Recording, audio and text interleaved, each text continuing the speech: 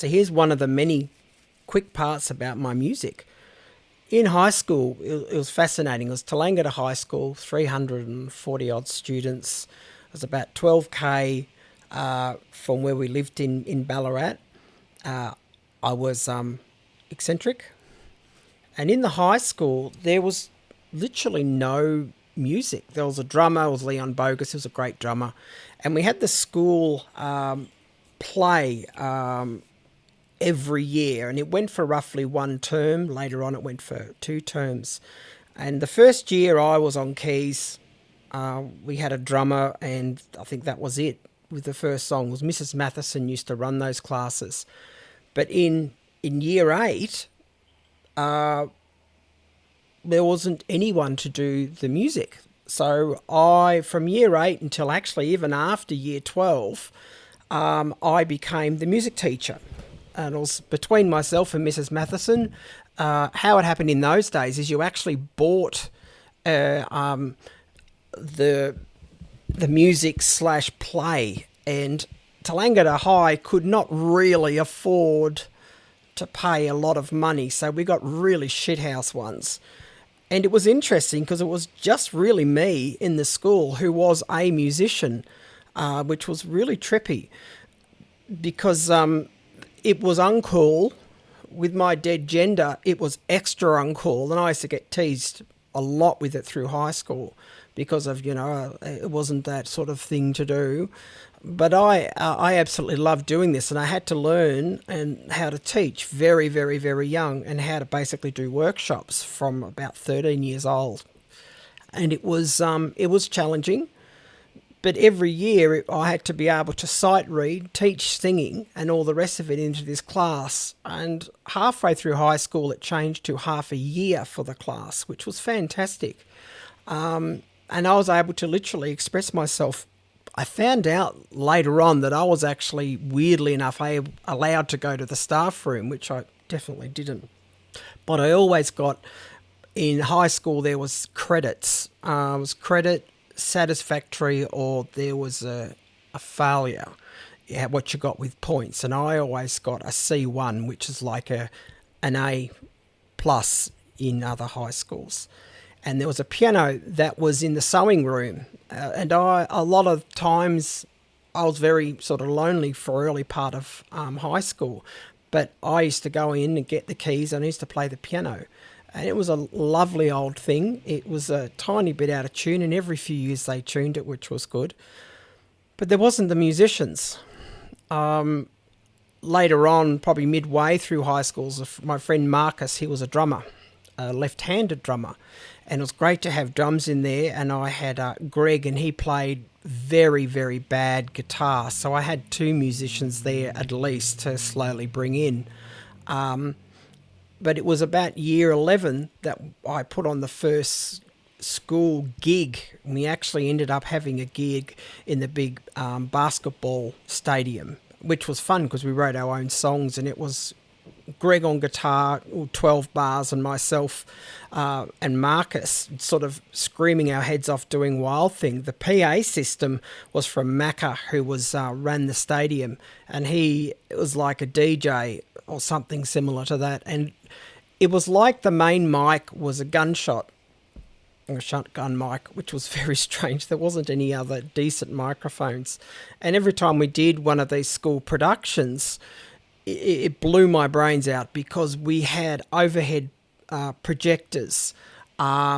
We had old slide machines, and they were covered with little tiny bit of plastic to put colour in, and they were our lights. The microphones were literally sticky taped with a shotgun here, and all the weirdest little microphones that were just trash. And I had the organ and the old piano that was in the Tallangatta Hall, and the piano we brought downstairs, and I also had that and the organ, and it was, oh my gosh, very challenged. There wasn't really microphones for people. We actually got some microphones, but they were mainly SM58s, and no one sang it properly on them. And it was great because it kept me going to today of getting anything laying around, any shit laying around, and with a bit of gaffer tape, sticky tape, a little bit of super glue, you can do amazing things. Very challenged. And I learned a trick. I'll go over Gang Show later, but I learned a trick when I was in very early high school. Don't do this at home, of how to get a double adapter, take the earth out to de-earth. It was way before I learned about DIs, active or passive DIs, and it was an old way to get the buzz out of the organ. Go over organ later.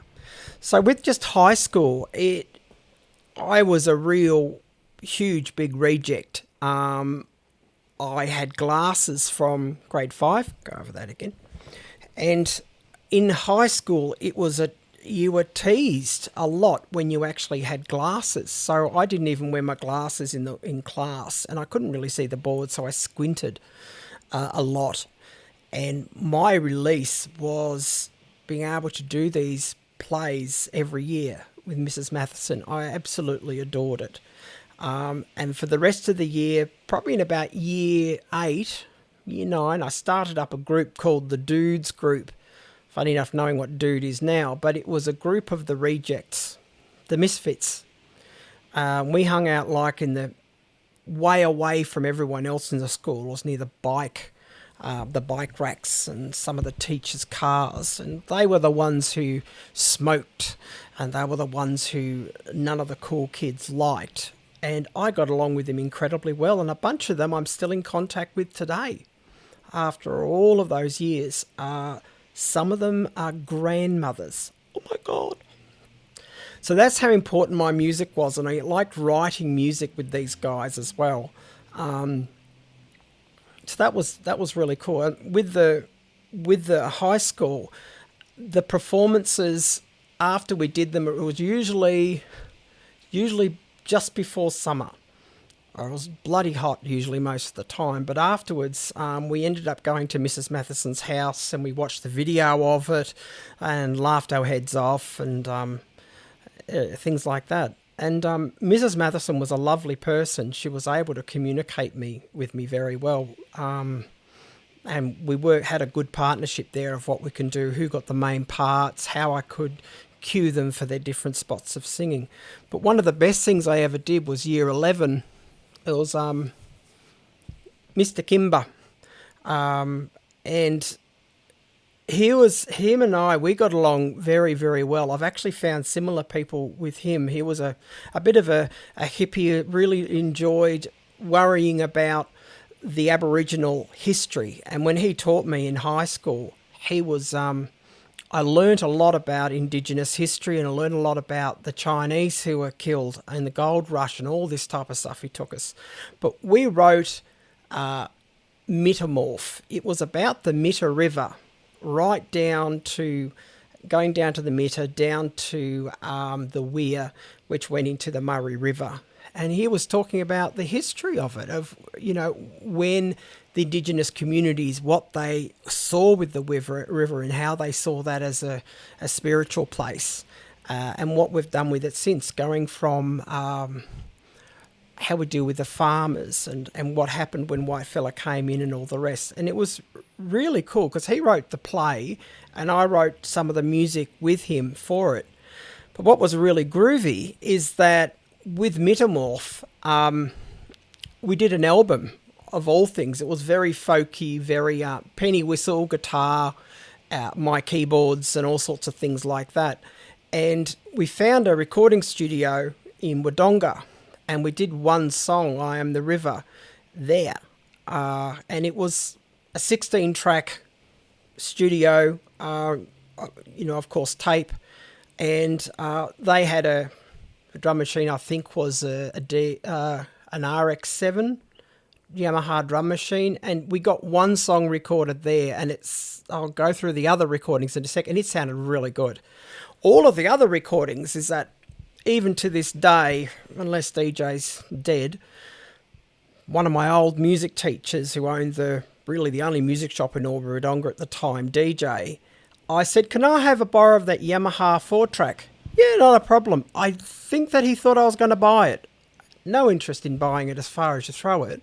So I recorded the rest of the album that we got printed out professionally in cassette, about 300 copies of it.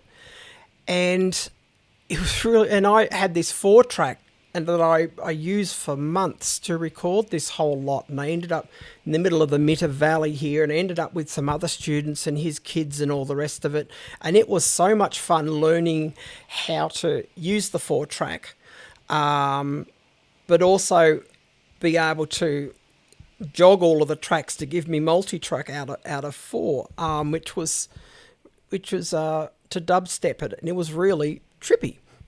So we somehow got all of these instruments out. Now, at home, at the time, I had an organ. I'll go over the organ, another thing. I had the organ. I had the piano at home. And I had, Kimber had Andrew Kimber, he had an electric piano.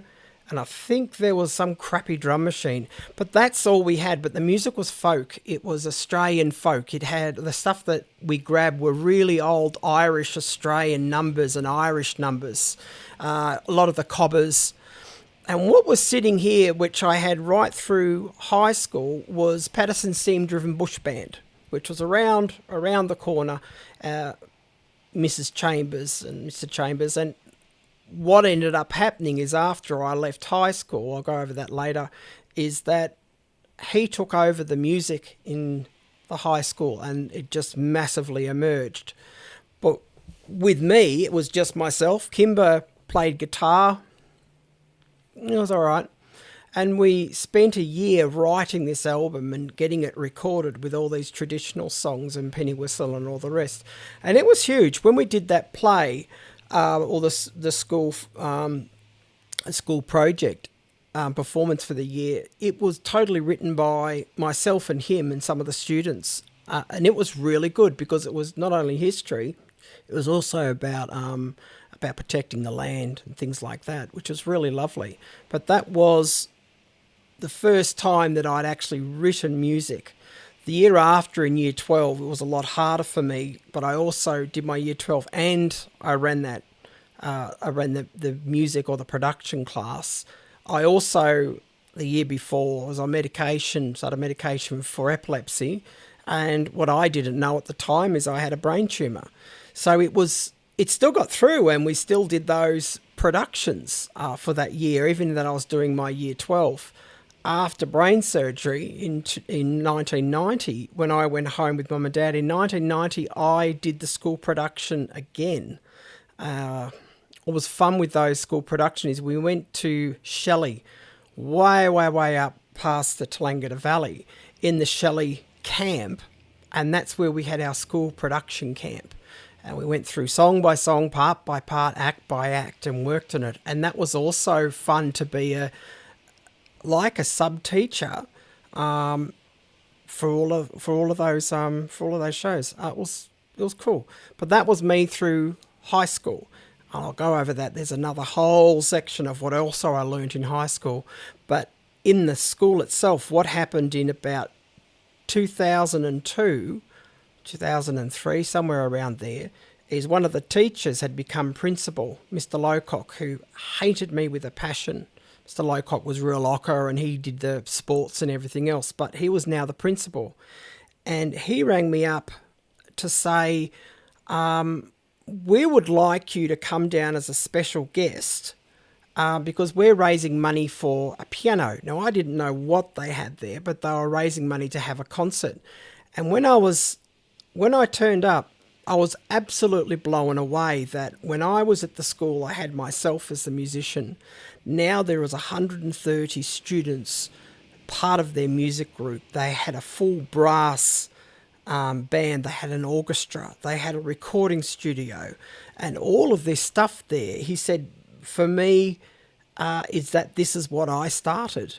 And it blew my mind out that from this, Mr. Chambers came after me, Liam Chambers.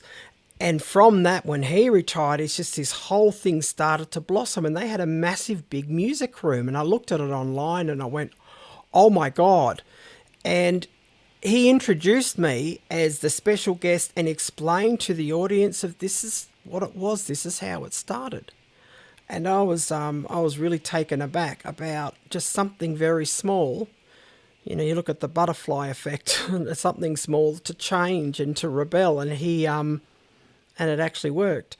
And the school band sounded like a school band, but the old Tallangatta Hall that I used to do these productions in had the entire orchestra filled up the stage, and it was, I think, one of those achievements of my early teenagehood, and I could see it as an adult about how much I'd actually changed people, and that was really amazing. So I'll go over high school in a sec, but that's high school and the productions in high school.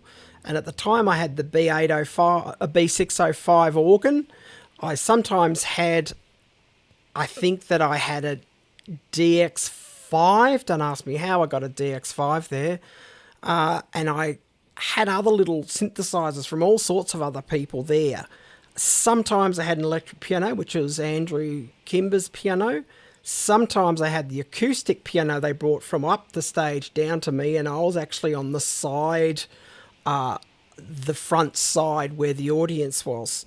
But again, all of these productions in the 80s were damaged seats, like the old World War II seats that flip out, and it was a lot of slide projectors, and the microphones and everything was just is fantastic. And I had a little tiny 4-channel mixer that's no bass treble, just a 4-channel mixer, and that was my whole PA system, and that happened to be able to go somewhere. With the school bought a DJ unit, which I think was only 4 tracks, but that was the entire lot, and it was literally sticky taping, soldering what people did there, and using adapters to actually make multiple microphones work. There's no phantom power, there was no balanced XLRs, forget about it.